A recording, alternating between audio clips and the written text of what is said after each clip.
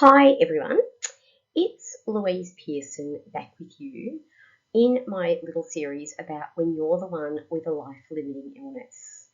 And as I've told you in my other videos, I'm coming to you as a mental health social worker and counsellor myself, but also as someone who has a life-limiting illness, which is pancreatic cancer. And I thought it was really relevant for us to talk about coping with the challenges of Christmas time, because this can be a really isolating time for people. And I think that the first point that I want to make is that big celebrations like Christmas can be confronting. So really, whatever it is that you celebrate, it doesn't have to be Christmas. It can feel different with a life-limiting illness. So whether it's, New Year, Hanukkah, Eid, birthdays, any of these big events are often full of expectations that we have. We should be happy, is the idea. We should be with family. We have all the right food and the gifts, those sorts of things.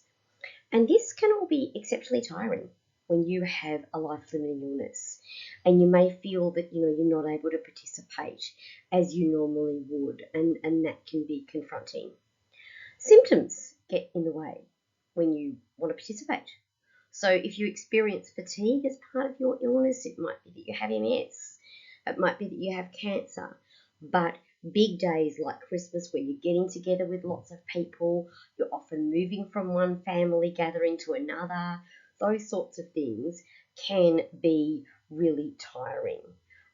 They can, the other side effects can interrupt things like nausea, tummy reactions, but also emotions when we think about where we're at and what we're doing. Treatments too can be frustrating. So myself, I become very tired after I've recently had chemotherapy, and sometimes my gut will react, food tastes metallic. Well, no one really wants their Christmas pudding to taste metallic. So these things can be really disappointing for us. And it might feel like the old you is hard to find. You might be missing, but the reality here is that it's not just about you having a life-limiting illness. Christmas tends to bring up things like the fact that we might be missing people who aren't with us anymore, or you might be someone who really did enjoy Christmas and now you're struggling to do that. I think that the reality is that a feeling of aloneness or isolation is quite a natural response. So, time may not play out in the same way for you when you have a life-limiting illness. And what do I mean by that? Well, so often when we get together with people towards the end of the year, people say, oh my gosh, this year just flew. Everyone talks about the years racing away. Well, with a life-limiting illness, now I watch the months crawl sometimes, and quite slowly. I watch each one clock over. So you may not feel that sense of time galloping anymore. You may feel like your prognosis is hanging over your head. It's sometimes talked about, it's sometimes not, but it's not easy for you to avoid.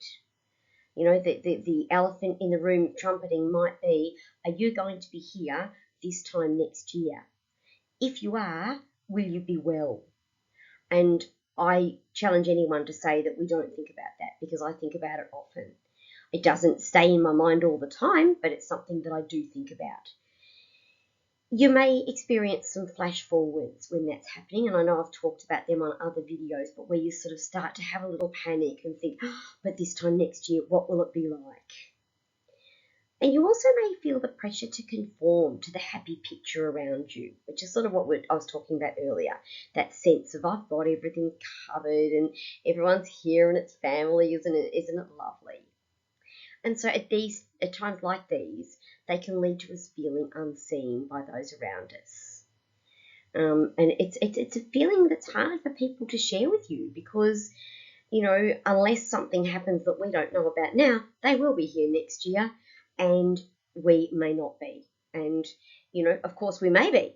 And there's the difficulty. We're coping with uncertainty. So what can we do to help ourselves to get through this? Well, I think acknowledging the feelings and your struggle is so important here. Talk to someone who gets it. There will be people who will ask you about it or who will let you talk about it. It might be friends, it might be a Facebook group for your condition, it might be a counsellor, but there are people out there who will get what it is that you're going through now. Consider doing something like writing down your feelings. I've talked about this, I know, but things like a brain dump can be really helpful just to let you let those feelings out. Or one of the things that's come up recently is the new journal app on an iPhone. So if you've got an iPhone, this can be really useful. You can record yourself talking, you can record writing, you can dictate to it. There's all sorts of things that you can do in the journal app, and you can make it completely exclusive to your Face ID so no one sees it. If you're finding it tiring though, talking can be a little bit less than having to write. So something like the record memo on another sort of phone will do just as well. And show yourself some self-compassion. Even acknowledging these feelings for yourself can have you feeling a little bit more seen. Obviously, too, if you're wanting to get back to that part of you that is you and not make it all about your life-limiting illness, then finding some ways, big or small, for you to participate will be really important. Can you do some of the cooking still? Is there small parts of things that you can be involved with? Buying presents online is often easy from, your chair. I have a rather large amount of stuff that keeps coming in from Amazon at the moment. You can write Christmas cards. You can dictate texts into your iPhone. But just keeping yourself involved is really something that's going to help you feel like, well, at least I'm a part of things. And I guess the bottom line is to pace yourself. However frustrating it might be, you'll feel better if you can get to take some time out at different times and to give yourself a moment to recover. And then you can go back to what you want to participate in. And really importantly, just to gently bring yourself through the flash forwards. I'm told I have an exit date of next year, but no exit date is definitive. We don't know. So it's not set in stone. You're here, you're in the moment that you're in now, and really no one knows any certainty. So it's about trying to hold yourself in the position that you're at now. I hope that some of that's been helpful. I feel like it needs to be addressed because I don't think there's enough out there from our perspective and talking about the difficulties that we do have and facing the challenges and saying, okay, yep, I know I don't want to think about the fact that I might not be here next year, but it is still in my mind and we need to be able to acknowledge that. So keep watching for some more videos and I'll be back with you in the new year. Like and subscribe if this has been helpful.